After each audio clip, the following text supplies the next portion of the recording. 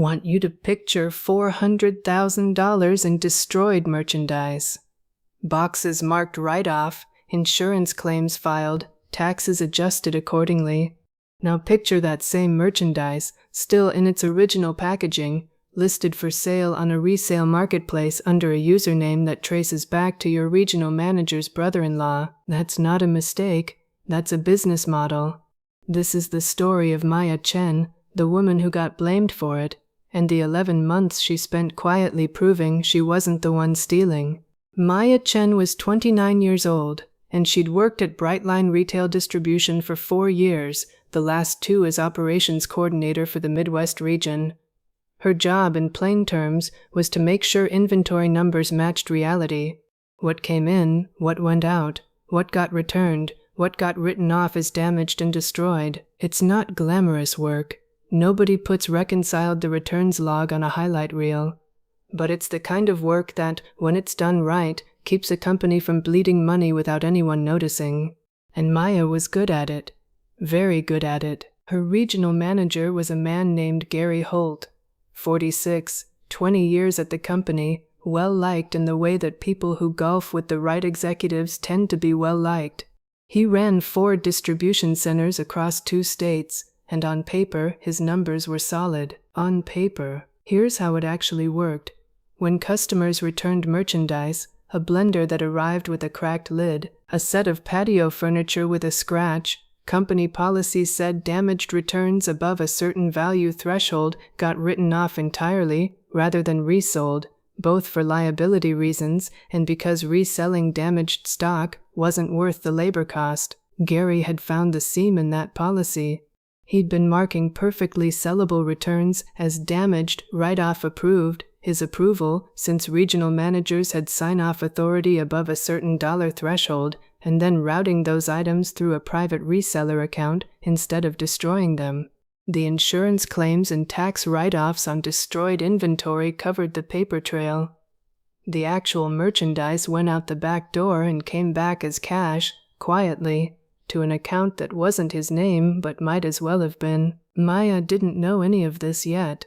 All she knew, in month 1 of this story, was that her returns to write-off ratio for Gary's region had crept up steadily over 18 months, in a way that didn't match any pattern she'd seen anywhere else in the company. She flagged it the way she flagged everything, a note in the quarterly variance report, professional, unemotional, just numbers. Write-off rate in Region 4 has increased 340% over trailing 6 quarters. Recommend review of damage assessment protocol. Gary's response came back within the hour. Not to her manager, directly to her. Maya, appreciate you keeping an eye on this, but write-off variance in retail is normal, and I'd rather you focus on your actual scope. Let's not create noise for corporate over standard operational fluctuation. She let it go, for a while. Here's the thing about people like Gary Holt. When someone tells you not to look at something, twice, in that particular tone, professional on the surface, faintly threatening underneath, that's usually the exact moment you should look harder. So Maya kept a folder. Not because she suspected fraud specifically, she wasn't ready to think that yet, but because she'd learned that when someone tries to shut down a legitimate question, the paper trail is the only thing that protects you later. She saved the variance reports. She saved Gary's email. She started, quietly, running her own side-by-side comparison between what got marked destroyed and what she could actually verify had been destroyed. Pickup manifests from the waste disposal contractor Brightline used. The numbers didn't match, not by a little. Region 4 was reporting nearly 3 times as more destroyed inventory, by value, than the disposal contractor had actually picked up. Someone was writing things off that were never actually thrown away. 6 months into her folder, Maya found the listing. She wasn't looking for it. She'd been browsing a resale marketplace for her own apartment, furniture, nothing related to work, when she recognized a patio set. Not just the model, the specific scratch pattern from a damage photo she'd personally reviewed and approved for write-off 8 weeks earlier. Same scratch, same angle, same everything. She clicked the seller's profile. A username, a city 2 hours from the distribution center, a handful of reviews going back 11 months, all patio furniture, small appliances, exactly the categories that kept showing up in Region 4's inflated write-off numbers. It took her 4 days of careful, boring, methodical digging, the same skill set that made her good at her actual job, to trace the shipping address on one buyer review back to a name. Not Gary's name, his brother-in-law's name. Public records, a marriage license from 6 years earlier, connected 2 names that otherwise had no reason to appear in the same sentence. Maya sat with that for a long time before she did anything, because here's what she understood, better than most people would in her position. An accusation like this, made carelessly, doesn't just fail, it ends careers, hers specifically. Gary had 20 years of goodwill built up. She had a folder and a hunch that happened to be extremely well documented, so she did what she always did. She built the case like it was a report, not a grudge. She pulled every write-off Gary had personally approved over 18 months. Access logs showed his login on each one, no delegation, no exceptions. She cross-referenced against disposal contractor pickup manifests, building a spreadsheet with 3 columns. Item, claim destruction date, actual verified disposal record. 211 items had no matching disposal record at all. She calculated the dollar value. $386,000 in destroyed inventory with no proof of destruction across 18 months. $386,000. She saved 4 resale listings with matching damage photos, timestamped against her own approval records. She documented the brother-in-law connection through public filings only. Nothing invasive. Nothing that couldn't survive a lawyer's scrutiny. And then, 3 weeks before she finished building the case, Gary moved first. He called her into his office on a Wednesday and told her that corporate loss prevention had flagged significant shrinkage irregularities in Region 4, and that as the coordinator directly responsible for reconciling returns data, she was being placed on a performance improvement plan pending investigation. He looked her in the eye when he said it, like he believed it. Like 20 years of practice had taught him that confidence is indistinguishable from innocence if you never let your voice shake. "I want to be clear," he said. "This isn't personal, but someone has to own the numbers, and the numbers point to your desk." Maya almost laughed. Almost. Instead, she said she understood, and asked when the investigation would begin. "Monday," Gary said. "Corporate's sending someone from loss prevention." That was, without question, the best piece of information Gary Holt ever accidentally handed her. That weekend, Maya finished the file. She organized it exactly the way she'd have organized any operational report. Executive summary first, supporting data after.